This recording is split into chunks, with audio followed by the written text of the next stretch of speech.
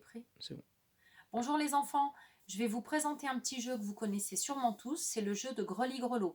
On va l'utiliser pour apprendre à faire des petits calculs, mais sans parler de calcul, sans parler d'opération. On va ajouter et on va enlever tout en s'amusant. Alors, cet après-midi, j'ai fait avec les moyens du bord, j'ai ramassé des cailloux dans le jardin.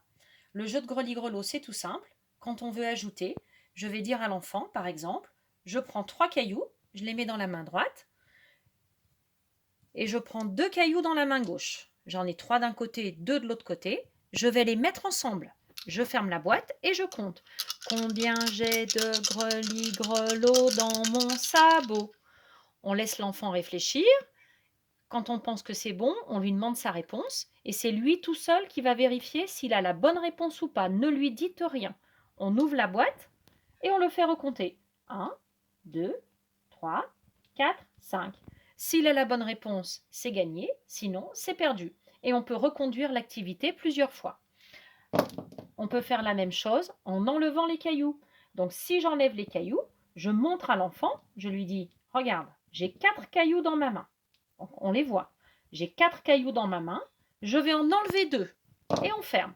Et on lui dit, combien j'ai de grelis-grelots dans mon sabot?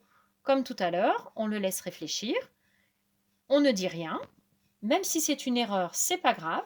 On va ouvrir la main et c'est lui qui doit vérifier s'il a la bonne réponse ou pas. Donc ça, c'est la première étape du jeu de greli-grelot.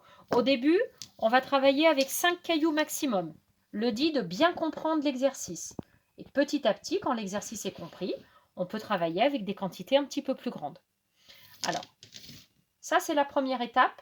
L'enfant peut voir les cailloux. La deuxième étape, on va faire la même chose, sauf qu'ici, vous allez voir les cailloux, mais lui ne les verra pas. Vous allez lui dire ce que vous faites et dans sa tête, il va essayer de se représenter la situation. Donc vous allez lui dire, j'ai pris 3 cailloux dans cette main et 1 caillou dans cette main.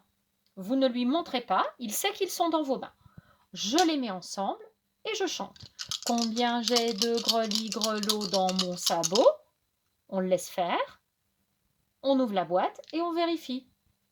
Donc, l'idée de cet exercice, c'est simplement d'apprendre petit à petit à se passer de la manipulation directe et à se construire dans sa tête des images mentales, des représentations de calcul. Voilà. Donc, j'espère que ce petit jeu vous donnera des idées pour vous occuper. En tout cas, nous, c'est quelque chose qu'on fera dans la classe régulièrement. À bientôt!